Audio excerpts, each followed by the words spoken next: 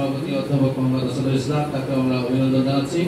এই পর্যায়ে বক্তব্য প্রদানের জন্য বিনীত অনুরোধ করছি বাংলাদেশ জামায়াতে আহলাদিসের সাহি কোরআন তেলাওয়াতের এটা দেখে মাদ্রাসার প্রতিষ্ঠাতাদের আমাদের প্রথমে রেজিস্ট্রেশন করেছেন এবং 1000 টাকা দিয়ে রেজিস্ট্রেশন করেছেন। এর জন্য আমি চাবুকমান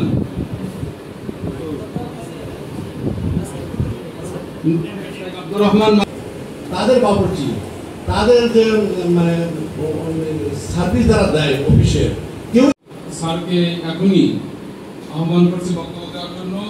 বক্তব্য দিবেন প্রফেসর। সেই স্মৃতিগুলো মাঝে মাঝে মনে ভাসে। বংশালের দায়িত্বশীল ব্যক্তিগণ মাদ্রাসা বংশালে রাখবেন বড় আকার দেওয়ার লক্ষ্যে তারা 1975 সালে চিন্তা করেছিলেন। আজকের এই পর্যায়ে সম্মানিত বিশেষ অতিথির বক্তব্য প্রদানের জন্য বিনীত অনুরোধ করছি।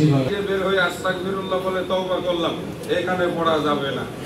ইতিমধ্যে সুযোগ আসলো ইসলামী ইউনিভার্সিটি অনেক কিছু বুঝতে পেরেছি এবং সেই সুবাদে গত বছর উল্লেখ্য যে মাদ্রাসা মুহাম্মাদিয়া আরবিয়াতে শিক্ষার 3টি বিভাগ চালু আছে।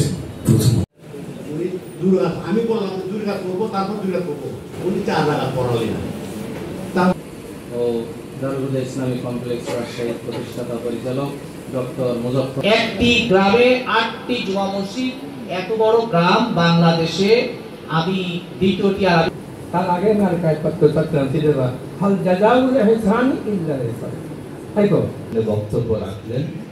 আমরা দোয়া করি আল্লাহ রাব্বুল আলামিন তার জীবনে আরো উন্নতি ও অগ্রগতি দান করুন। শুরু করলাম পাশাপাশি বাংলাদেশ জামায়াতে আহলাদিসের সাথে বিভিন্ন কর্ম